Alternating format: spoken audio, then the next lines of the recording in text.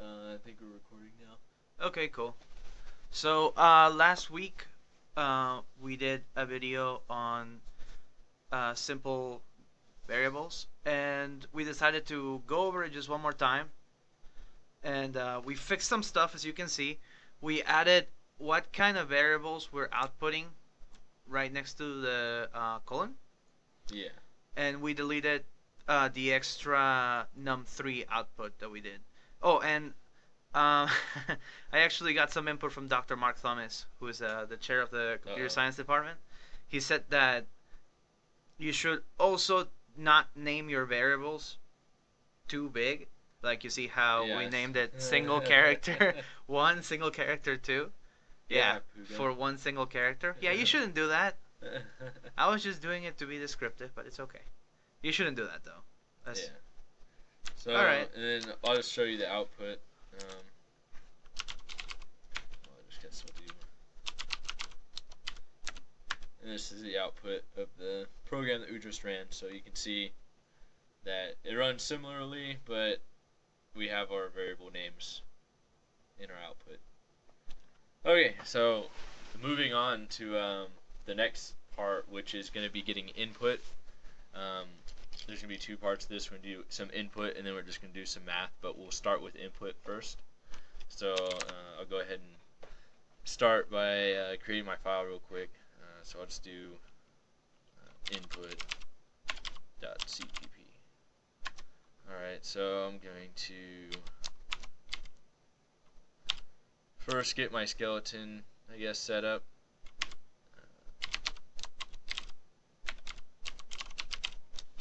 Do that using namespace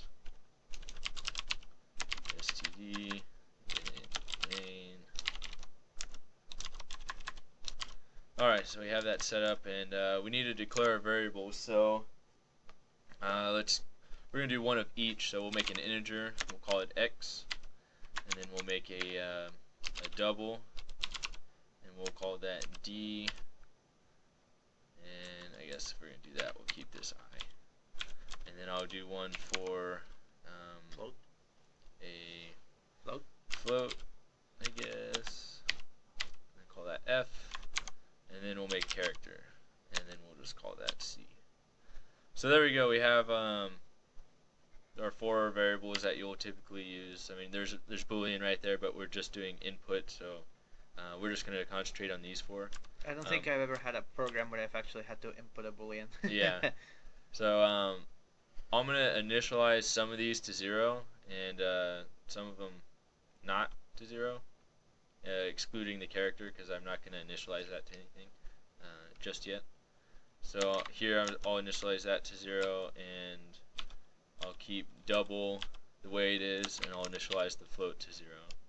And you'll see later that if we don't initialize things to 0, that we're going to get some random numbers that could give us a problem later on in our programs. So I guess I'm going to see out the variables now before I do anything, so you can see that there's a problem. Especially, like, you'll see that with both double and character, I think. So let's do the couts. Let's do our I. Put something like here is I or something. Oh. Whatever, Puya. Here is I.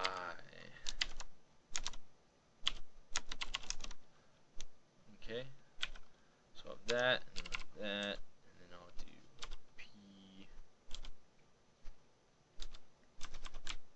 And I just copied the lines. And you'll learn all that stuff if you get more creative, or if you want to be more creative in your VI. So now we have our D, we'll have our F.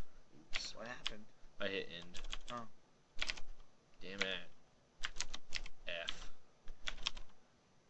And now we have to make sure we change our variable name. So this is going to be D, this is going to be F, F, and it's C. Alright, so like right now we're far enough to where we can run the program. So I can go ahead and do that just to show you guys what's going to be printing out right now. Notice or remember that we have double and character not initialized to anything yet. So let's run this. put back input. Input.cpp. Alright, so we have that, no problems, run it, and you'll see, oh, it even gave us a 0 and our character doesn't have anything in it. So, that's nice. Run it again, maybe it'll be different this time. Nope. Okay, not bad. That's not always going to be the case that it's 0. Sometimes when you don't initialize things, it'll just grab whatever number that's, if the space was already taken up by something else, it'll grab that spot and then just use whatever's in that memory location, which could be some weird number. Or it could be a bunch of characters or something strange. Yeah. You can get a whole bunch of stuff in there. So, yeah. So now we're going to move on to the input part. So I'm going to say this is still the output. I'm just going to put a little line in so I know when to do the input.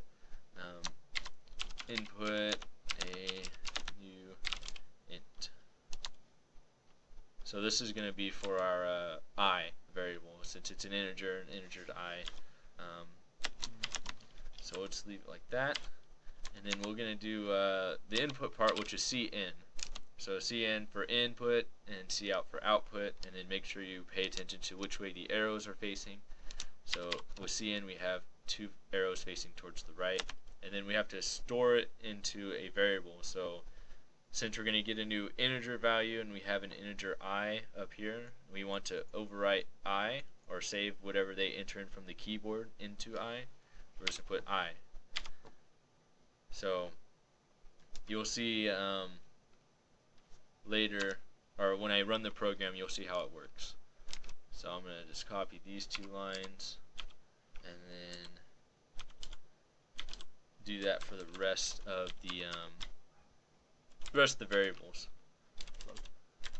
So this is going to be double, and that's going to be D, this is going to be float, and this is going to be F, and then we're going to get a character here, and this is going to be C. Alright, so let's go back and run this. Gotta compile it, run. So we printed out initially what we had everything set to before we even did input. Now we're getting ready for input. Notice that the program stopped and now it's waiting for me to type something in, hit enter. So now it's looking for an integer value, so I'm just going to replace, I'm going to enter in 5. Hit enter. It's going to go to the next line, and I need double value, so 3.14 because that's always popular. And then there's floating point number, so we can do 1.5 because it's the same thing, except just the amount of decimal places that you want. So, and then we want a character. We can't enter a number here. We can if we wanted to, but for the sake of this, I'll just enter in a character, just one character, A. And then, oh yeah, I forgot to print them out again. Let's do that, which will be easy. So we'll just do. Actually, if you see how there's like new lines in between the blocks of code, that's actually for readability. You actually don't get to see those new lines that are between the code. Any spaces that you see in the program, like when you're actually making your program, those get taken out by the compiler. So I can, for example, it's not going to give me any problems if I do this. Nope. Yeah. So that won't make it give it any problems. It'll still run fine. So gotta recompile it and run it again. So we have what? 1, 3.14, 1.5, and A. So you notice at the top here, initialize, here's our input, and then I'm about to print out the new one, so there you go. There's our new input. That's how you do basic input. Yeah, I mean, just cin, very basic. You'll end up having to do this for some math stuff that we'll go over in a little bit. Actually, I probably should go into that now.